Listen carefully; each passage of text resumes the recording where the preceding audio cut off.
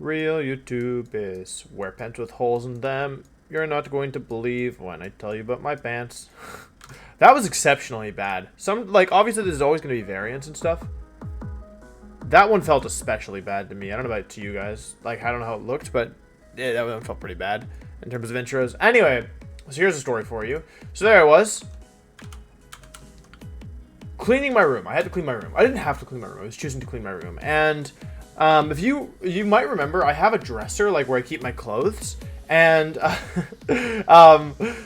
on top of the dresser was just kind of a mess. That's specifically what I was cleaning. It's just like I just started piling stuff up there. I had like the 10 Cybertron shirts. I had a bunch of stuff, and I just let it build up over time. And I was like, oh, okay, you know what? It's got, you know, there's a lot of stuff up there. Let me clean it, right? So I'm cleaning it, and I find a bunch of pants that I had like set aside. Because I basically like I had all these pants that were totally like fine. They like had some wear, but they all had a hole in the right pocket, and it really irked me because I always keep my hands in the pockets. So anyway, yeah, like my pants had all these holes in the pocket, and so I set them aside so I could maybe sew them later, and then forgot. And then I also found this pair of black jeans, and I've been looking for, like, I know that I have at least one pair of black jeans, and I was looking for it at some point, and I couldn't find it. I thought I had two, actually, and I always have, like, a pair of black jeans, and there was some point in my life where I wanted to wear it, couldn't find it, whatever. Anyway, find the pair of black jeans, so I'm super happy. So today, I go and I put them on, and I realize there's a massive hole in the thigh, because when I found the pants, I checked the pockets, because I assumed that's where all the pants in the pile had holes in the pockets, but this one has a huge hole in the thigh, so I was... Oh, it's really frustrating. Yeah, I'm not even sure I can sew it shut. So anyway, that's my life. Nobody asked, but I had to tell you, okay? Anyway, today we're going to be talking about something that I think is actually kind of interesting. I spent actually a couple hours today just kind of doing research and looking around YouTube and trying to figure out what I wanted to record for today. And something that I thought could be really interesting is talking about Pokemon that at one point in time were very, very, very strong and have since become less strong. So Pokemon that were broken or near broken at some point during the competitive their competitive life cycle, is that the right word? I don't know. During their time in competitive Pokemon, at some point were a very serious threat and needed to be respected and had serious implications for the metagame. And since then, I've kind of taken a step back. And I wanted to talk specifically about Pokemon that were returning in the Isle of Armor. And actually, this wasn't something that was inspired by anybody else on YouTube. This is just something that I was thinking about personally. I don't remember what prompted it, but yeah. So there's a couple Pokemon I want to talk about. This is the whole list of returning Isle of Armor. This is the whole Isle of Armor Pokedex. So there's some Pokemon that are already in the game, such as Greedent. But yeah, so I thought it could be kind of interesting. So the first one I want to talk about is Talonflame. Talonflame is a Pokemon that you guys, if you've watched the channel for long enough, you realize that I really hate Talonflame, and my hatred is twofold. The first is that whenever I tried to use Talonflame, I would do poorly, and the second is that when Talonflame was first introduced, the year was 2014. Now, if you're familiar with VGC 2014, you know that that was the first year that Mega Evolution was introduced, so that was a big deal. It was played on Pokemon X and Y, and we were playing with only the regional decks. Now, Talonflame isn't inherently the strongest Pokemon. It has actually a lower base attack stat than Amoonguss. If you look at it closely, you can see it only has base 81 attack, so that might be surprising to you that it was such a problem. However, the metagame was in such a state that it was very easy for Talonflame to take advantage of it. There were a couple reasons for this. One of the big ones was that Amoonguss... Sorry, not Amoonguss. I'm going to talk about Amoonguss in a second. One of the big reasons for this was because there was very little Intimidate. The Intimidate users were Mawile, which required a Mega Stone, and early in the format, like, people were primarily playing Kangaskhan for a majority of the format. Salamence had Intimidate, but this is no Mega Salamence, so that was the most popular Intimidate user. People would throw it on, they'd give it a Choice Scarf. I did this myself. Late in the format, people would run Havenberry or maybe even Assault Vest on it. Oh, wait, no, that's 2017, I'm sorry. Yeah, people just pretty much ran Modest or Timid, Choice Scarf, Salamence, so that was used a bit, but it's not the bulkiest Pokemon, and it's also not great at pivoting. Like, it's not horrible because it's an Intimidate user, but yeah, it's not phenomenal either. And then, like, people like myself would use Pokemon like Scrafty, but the fact that Scrafty was our next best bet probably is somewhat telling of what we were working with. And so, oftentimes, teams just wouldn't have an Intimidate user. It wasn't that uncommon for the format, and Talonflame, even though its base attack isn't super high, has access to Brave Bird. And with Gale Wings back then, Gale Wings was nerfed, but Gale Wings gave priority to all flying-type moves. And this is also before Psychic Terrain, so there was no abilities that stopped priority, and there really wasn't an easy way to stop Talonflame from attacking, because Yeah, like it had Prankster. It had priority on both Brave Bird and Tailwind. So it offered speed control, but it also offered offensive pressure. And the combination of flying, which doesn't hit steel types, and fire, which hits steel types, was really difficult to deal with. So people would run Life Orb Talonflame and do a ton of damage. They'd run Choice Band Talonflame. That was a pretty common set. And it also had some annoying support moves, right? Like, occasionally Talonflame would run Quick Guard to protect the partner, so you couldn't even fake out safely in front of it. It was a really dangerous Pokemon and forced a lot of mind games, and until you knew the set, it was really hard to deal with. And even with Intimidate, a well-played Talonflame could still be problematic, especially if they brought it in after your Pokemon were weakened or after your Intimidate user was down. So it was a very powerful Pokemon back in the day. Since then, it's gotten nerfed. I mean, it was never great in formats with, you know, tons of Intimidate. 2016, it was also very good and as a priority Tailwind user. It also paired very well with Pokemon like a Kangaskhan, which, you know, could fake out in Tailwind and then just start outputting a ton of offensive pressure, especially in Generation 6, when it was introduced, where we had Power Up Punch Kangaskhan. So this thing was also paired with Xerneas and Groudon, just to offer speed control. So it's a Prankster Tailwind user that actually is offensive, unlike Whimsicott. So it was very powerful. I'm really happy it was nerfed. Truthfully, I think it was nerfed primarily by the addition of other Pokemon in the metagame rather than the specific Gale Wings nerf. Like, I don't think the Gale Wings nerf hurts it that much. It definitely doesn't help, but yeah. Anyway, Talonflame's the first Pokemon we were talking about today. I'm going to give an honorable mention to Bisharp. It was never broken, but there were some years where it was pretty, like, dangerous and had to be respected. I believe in 2013, Station Park used, I think it was Aerodactyl Bisharp. Oh, no, that was 2014 as well. In 2014, Stajan used Aerodactyl Bisharp, but he's used Bisharp other times as well. He used it in 2012 at Worlds. Yeah, I think he likes Bisharp. Anyway, Aerodactyl Bisharp was really dangerous. As I recall, I think it had Garchomp as well. Never a broken Pokemon. Like, I wouldn't even say it was anywhere close to broken, but there were times where it had to be respected pretty hard, like, as a metagame threat. Let's scroll a little bit here. I did go through and pick out the ones I want to talk about in advance, but yeah, I'm just going in order. Of Pokédex. None of these. I would say Amoonguss. Obviously, Amoonguss is super broken, but they didn't nerf it. Yeah, they keep nerfing it, but it doesn't even matter. It's still broken, so I'm not gonna include it in this video because it would be disingenuous because it's still broken. Next up we have. Did I pass one? Scizor. So I actually talked about this, I think, in yesterday's video. Yeah, but Scizor is a Pokemon that there was a period of time where it was very, very strong. Specifically in 2012, where Scizor actually won both the national championships in the Masters and the Senior Division, where I won in Masters and Aaron Zhang won in Seniors. Scizor has seen some usage, like, over the years. It pops up every now and then, but it's really kind of fallen off since its early Gen 5 performances. I think a big part of that is that we were in Steel Gem Scizor, which boosted the power of Bullet Punch, and with Swords Dance and Steel Gem Bullet Punch, you could actually OHKO Pokemon such as Garchomp. It did a ton of damage at +2. So, yeah, like, it was able to output a ton of offensive pressure, and there was a little period in 2012 where Scizor looked like one of the best Pokemon in the format. It was extremely powerful, and it had a strong priority move. So basically, in 2012, that was a format where there wasn't much Intimidate, similar to Talonflame. There really wasn't very much Intimidate. Like, Gyarados was used a bit, Hitmontop was used a bit, but in general, there was not that much Intimidate at all. And so if Scizor got a boost, it could feel confident, like, keeping it. And although, like, its bulk isn't phenomenal, it's actually not bad at all. And as long as you weren't dealing with a Fire-type Pokemon, which you wouldn't really, you would try and position Scizor around, it was normally capable of taking, sticking around for the turn it needed to set up and then going from there.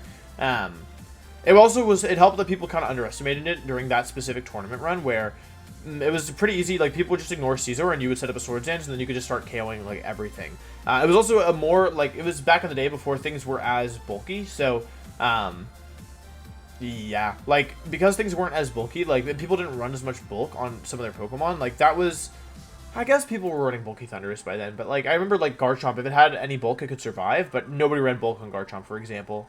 Well, I won Nationals of the tournament with bulky Garchomp, but that's not the point. For the majority of people, like, there wasn't that much bulk. I think it's also worth noting that the metagame was pretty favorable to Scizor, something that we don't have right now. For example, one of the most popular Pokemon was Cresselia, and Scizor was really strong against Cresselia because of Bug Bite.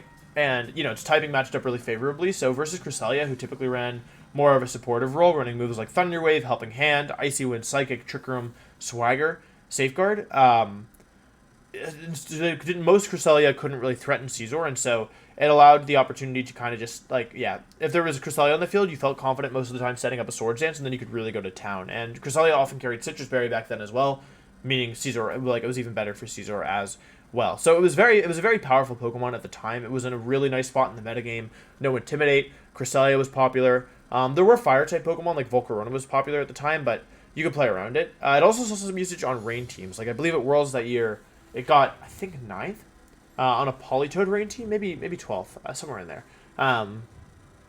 Yeah, because obviously rain lets you reduce your weakness to fire. You're still weak to fire, but maybe you can survive some hits, whereas before you wouldn't at all. Like, for example, some hidden power fire you could probably survive with rain. So yeah, it's a powerful Pokemon. It has some good options. It's been significantly nerfed. Removing Bug Bite this generation really hurts it. Technician is one of the main selling points of Scizor, powering up weaker moves, and yeah, like U-turn doesn't get the buff. So yeah, Scizor taking a lot of big nerfs. The other thing is just that the metagame is no longer favorable to it. They're like Cresselia is removed, and they're like the Pokemon that replace it are like Dragapult, Excadrill, Incineroar, Arcanine, even Lapras. Like, it doesn't match up super favorably against, thanks to its low special bulk and inability to really do damage. And it's also, like I mentioned yesterday, not a great target for your Dynamax. So Scizor's been significantly nerfed, but it was a great Pokemon for a little bit of time. It's still a good Pokemon. Like, I would never be upset. And like I said, it pops up here and there, but like, honestly, since the addition of Incineroar, I haven't seen like any Scizor. Oh, are we gonna talk about Toxapex singles players? Are we gonna talk about it? No, it was never good. Although I did lose to it before. Palisand Honor, never broken, just a gimmick, but was used. I want to talk about Azumarill as well. Azumarill was never like a main metagame force, but there were metagames where Azumarill was very threatening. It's won regionals before. It pops up in metagames with Mega Kangaskhan. It was pretty popular in 2015, as I recall. Definitely not like a top 10 Pokemon, but maybe top 20, top 25, I would guess, in terms of usage. And yeah, it had some pretty big results. I know that I won a regional with it myself. I know it had a ton of use at the regional and national level. Not a ton. A ton is being generous. It wasn't a super popular Pokemon, but as a niche pick, it was really strong. Azumarill's previous gimmick was Belly Drum plus Citrus Berry plus Aqua Jet. This meant that basically if you were able to get a Belly Drum off, you could instantly just start KOing Pokemon because of your priority. Now, normally Pokemon that run Belly Drum, they typically, the only other Belly Drum user that I can think of that's been popular is Snorlax, who normally relies on the partner for speed control, slash Trick Room in general, or yeah, just like on defense, like its natural bulk to kind of stick around, and using moves like Recycle and stuff to increase its longevity. Azumarill is a Belly Drum user that allows you to sweep because it has access to Aqua Jet. It's one of the few Belly Drum plus priority move users, and thanks to Huge Power, even though Aqua Jet's a relatively weak move, between Huge Power and the +6 boost, you're actually able to do pretty significant damage. Azumarill is often paired to Pokemon like Mega Kangaskhan and Amoonguss. I know something that I personally like doing was I would lead Amoonguss or Azumarill and Kangaskhan, and people would just double into the Azumarill, thinking that you would fake out one of the Pokemon and they would get an attack off with the other. But I would end up protecting Azumarill and going for Power Up Punch turn 1, giving me an instant turn, like +2 boost on Kangaskhan. And then next turn, I would attack with Kangaskhan and go for Belly Drum. And so it was a really powerful strategy, synergized well with Amoonguss and Kangaskhan. It was something that you had to respect. And like, yeah, if you lost, like it wasn't a Pokemon you wanted to have a losing matchup to going into any tournament, especially in the year 2015. That's the time where I remember Azumarill being really strong. I don't remember getting much play outside of that. But yeah, in 2015, Azumarill was a really strong Pokemon. I think a large part of that was that the metagame was somewhat favorable to it. I wouldn't say super favorable, but a lot of the Pokemon that were popular were like Landorus and Thundurus, Cresselia and Kangaskhan. Like, you could one-shot all of those with Aqua Jet if you set up. Charizard Y you could one-shot. And it also synergized really well with Mega Kangaskhan, which I've already mentioned, and Amoonguss, both of whom were like already pretty popular Pokemon and were very, very strong. That might have even been close to the peak of their power. Was, yeah, 2015. For Mega Kangaskhan for sure, and maybe for Amoonguss. Although Amoonguss was really good in every year it's been allowed. So, yeah, I think the ability to pair with strong, like having a really strong fake out user that also worked as a sweeper and having, you know, one of the best supportive redirector spore users in the game made Azumarill really threatening. Now, it's been nerfed since then. I think one of the big things is that, too bright? Okay. Yeah, we're using the lights. One of the big things is that fake out is now no longer an effective tool for helping set up. The reason for that is because the Dynamax mechanic was introduced, which allows, you know, a Pokemon to just be immune to flinching in general, meaning you can't run as easy setup with Azumarill. You can no longer lead Azumarill plus strong fake out user and fake out the threat in Belly Drum. Dynamax also doubling a target's HP. It makes the Belly Drum set of Azumarill specifically a lot worse because, as I mentioned, Aqua just not a super powerful attack, and if it's not OHKOing, like, you need to be getting a one-hit knockout with Aqua Jet, in my opinion, or else, like, it's not worth it. And thanks to Dynamax, it's much harder to get those one-hit knockouts, even at +6. So, yeah, significant nerf on Azumarill, I think, at least in the current format. But it was very good for a little bit. I'm not going to talk about Politoed.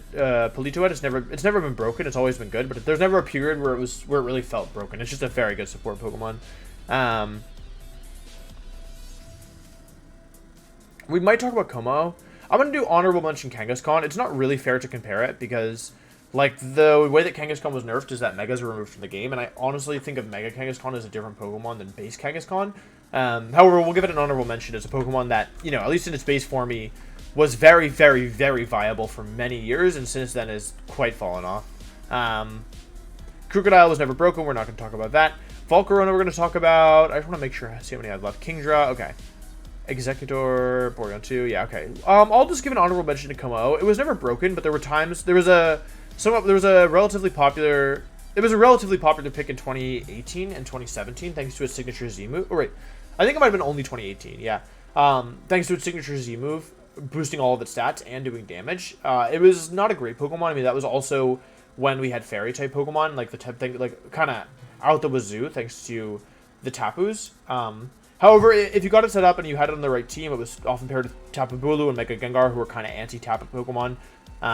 It could be very dangerous indeed. Now, it wasn't perfect. It relied a lot on either you were in Physical, which was not as good because of Intimidate, or you were in Special and you were forced to use Focus Blast because it didn't get Aura Sphere back then, or you were in Mix, which is kind of weird, but yeah, like, it wasn't a perfect Pokemon. It was not broken, but it was something you had to respect. Like, you could not have a losing matchup to Como and feel good going into a tournament. I think the next one was Volcarona. Yeah. Volcarona I want to talk about. I really like Volcarona. It's kind of crazy to me how far it's fallen. There was a period in 2012 where, like, Volcarona wasn't just a good Pokemon, it was the metagame. Like, the whole metagame was Volcarona. That's probably not entirely, like, fair to say. It's not like Volcarona was the only Pokemon used, but, like, out of everything we've talked about, Volcarona, out of everything, like, that was good and is now not as good, Volcarona was by far the best. In the metagame, it was an extremely popular combination in 2012. It was paired with Hitmontop. I've mentioned this before. Hitmontop and Volcarona had really phenomenal synergy. Hitmontop offered Fake Out and Intimidate, allowing Volcarona to Quiver Dance, and it also offered Wide Guard, protecting it from moves like Rock Slide. This allowed Volcarona to Quiver Dance, and then Hitmontop could have Feint or Helping Hand to boost Volcarona's damage output or ensure that it could hit through Protect, and it would be very difficult to deal with, especially when you factor in that Volcarona had Heat Wave, which is a spread Fire-type move, so you didn't even have to target down one Pokemon. Volcarona also, I'll move my head, you can see, that based on the stats, it actually has really good special defense, and decent HP as well. You could run Charty Berry on it in addition, like, to everything else to make it even bulkier, but you could run other items as well. So it was a very, very potent Pokemon. Hitmontop Volcarona was very, very popular, and also very difficult to stop. And the nice thing was that Hitmontop also paired well with a lot of other popular Pokemon at the time, such as Latios. Latios isn't returning, but I would talk about that as well as a Pokemon that has fallen very far. Because 2012 Latios was, like, it was one of the most broken Pokemon I've seen in a while. Like, the whole metagame was built around surviving Dragon Gem, Latios, Draco Meteor. So, yeah. That was also pre-Sucker Punch nerf. So,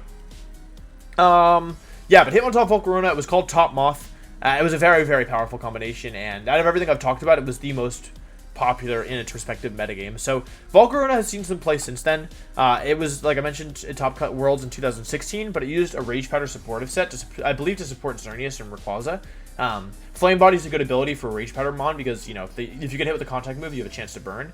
It's also a good Mon in a metagame with a lot of Mega Kangaskhan because Kangaskhan will hit you twice, which means you have double the chance to burn it. So, I believe Baz Anderson was the one who top cut with Volcarona, but since then, I don't think it's seen a ton of play. I can't remember the last time I saw, like, a Volcarona team.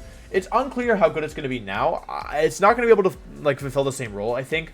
Like I mentioned, the old Volcarona set was pretty reliant on Fake Out from Hitmontop, helping it set up, so that was one thing, and it also was reliant on Wide Guard blocking spread rock moves. Now, with the addition of Dynamax, we don't have those options anymore. We don't have, you know, you can't use Fake Out to stop a threatening opponent because they could just Dynamax, and you can't use Wide Guard to stop any spread move because they can always Dynamax and turn it into a single target move. So, personally, I think Volcarona still has some potential this format. I would not be surprised at all to see it do well, but it can't be in the same it will have to be innovative in the way that it's used. I'm not sure. You can still run Quiver Dance, but you can't. I don't think you can bet as much on your. You can't like. You're gonna need different support in short to ensure that it gets up. So yeah. And I think the last Pokemon I want to talk about, well, we're going to talk about Kingdra's the last one, but let's do some honorable mentions. Exeggutor was never broken, but it was in a really good spot in the metagame in 2012 when I used it to get second at Worlds. Lots of rain teams, not a lot of bug-type moves. That was before Landorus T or Incineroar were in the format. Those Pokemon were in U-turn, which is really bad for Exeggutor. And there wasn't a ton of dark types either. Tyranitar was the main one, but other than that, there were not a ton of dark types. So, and flying types weren't especially used either. So Exeggutor was kind of uniquely positioned in the metagame to have a big finish. There was Hydreigon as well, I guess. Hydreigon was obviously won Worlds in 2012. So, yeah, but it wasn't... Yeah, like, a lot of the popular Pokemon were, like, Rotom Wash, Garchomp, Cresselia, all of which did not have a positive Exeggutor matchup. So, yeah, it was actually a pretty good Pokemon in 2012 for that one tournament and that one spot in the metagame. And last but not least, let's talk about Porygon 2. Well, sorry, last but not least for honorable mention, we'll talk about Porygon 2. I wouldn't say it was broken, but in 2017, Porygon 2 was on a majority of teams. It was a very popular pick. It's extremely bulky, it has access to recover, and it's a really consistent Trick Room setter. It was the Dusclops of 2017, effectively. And its ice coverage also helped a lot versus the popular Pokemon Garchomp, which was, very good. Trick Room's an amazing effect, obviously. I don't believe, no, it did not win Worlds, but yeah, it was extremely popular for a majority of the format, which is cool. So, yeah, I'm not sure I would say it's broken. It's often hard to think about defensive Pokemon as broken because it's kind of not the way our brains think. Or maybe at least for me, like, it's not the way my brain thinks, and also it's like not really the terminology we'd use to describe it. Like, I'd be less likely to call Cresselia broken, even though Cresselia was so broken, just because Cresselia is a defensive Pokemon. So, yeah, Porygon 2 was just a really phenomenal defensive piece. It hasn't really gotten that much weaker, but I'm not sure with the addition of Dusclops how it will fare this metagame. I don't think it's bad at all, but I do think that, like, yeah, like, I'm not sure what it does better than Dusclops. Or, like, I'm not sure if what it does better than Dusclops, I should say, is enough to me, like, make it a viable alternative. Anyway, last but not least, we'll talk about Kingdra. There was a period in 2013, like, basically every year Kingdra's viable, or Kingdra's legal, it's viable, and you have to respect it. People will always throw it on a hyper-offensive rain team and be dangerous. I don't know, this might be my own personal biases, but I remember really struggling with Kingdra in 2013. It was not crazy meta, but rain was very popular for a time. Kingdra Politoed were just like, yeah, like it was very difficult to deal with, and I think the metagame responded in kind. It responded with Tyranitar picking up popularity pretty significantly, and with Amoonguss, who Kingdra has always had a really hard time with, unlike Ludicolo, who's at least immune to Spore now. Kingdra's always struggled with Amoonguss. But yeah, like, Life Orb Muddy Water Kingdra hits both Pokemon. You'd boost it with Rain with Politoed, and you could boost it even further with Helping Hand. Additionally, one of the common Pokemon that would deal with Kingdra, or deal with water types in general, is Rotom Wash, thanks to its electric typing, and you couldn't really use that super effectively against Kingdra because it's not super effective. So, yeah, Helping Hand Politoed and Life Orb Kingdra with Draco Meteor also was really dangerous because you could just Helping Hand Draco Meteor and one-shot Rotom. And unlike the current format where, we at least have Dynamax that, you can use to survive an offensive play like that, there was no Dynamax back then, so it was pretty easy for Kingdra to one-shot things if it had the weather advantage. That was also before Torkoal got Drought, so Sun wasn't really a thing outside of manual Sun on Pokemon like Cresselia, which was used a bit, but, yeah. I think it fell off in part because, I mean, it wasn't a thing throughout all of 2013 by the time World came around. I think in large part because of Cresselia. Cresselia, Thundurus, and Tyranitar were all very popular back then, and Cresselia was able to both set Trick Room or just set Sunny Day, really reversing the advantage. Thundurus was able to Thunder Wave and make Kingdra's life really unpleasant, and Tyranitar obviously let you overwrite the rain, so yeah. But before those Pokemon were as popular as they were, Kingdra was really, like, a very big threat, and yeah, made offensive rain teams just a real nightmare to deal with. So yeah, maybe people wouldn't argue it was broken since the metagame already corrected for it, but I don't know. There was... In that one snippet before the metagame adjusted, I think Kingdra was a pretty strong Pokemon. So, yeah, that's it. I don't even know how many Pokemon I covered, but I hope you guys thought this was interesting. I hope you enjoyed. This isn't something that I've done before, so yeah, kind of just me talking about old history and stuff of the game. Let me know if you think it's interesting, because if you guys want to see more of it, like, of course I can do more, but if you don't, that's also fine. Like, we're just experimenting, nothing wrong with that. So, yeah, I think that's all I want to say. Let me know what you thought of the video, because I know this is a little different than my normal content. And that's it. Thanks for watching, and I'll see you tomorrow. Tomorrow, we'll upload the match versus Aaron Sang, by the way. That was recorded, and we'll post it tomorrow. So, yeah, battle video tomorrow. And that's it. Thanks for watching. Goodbye.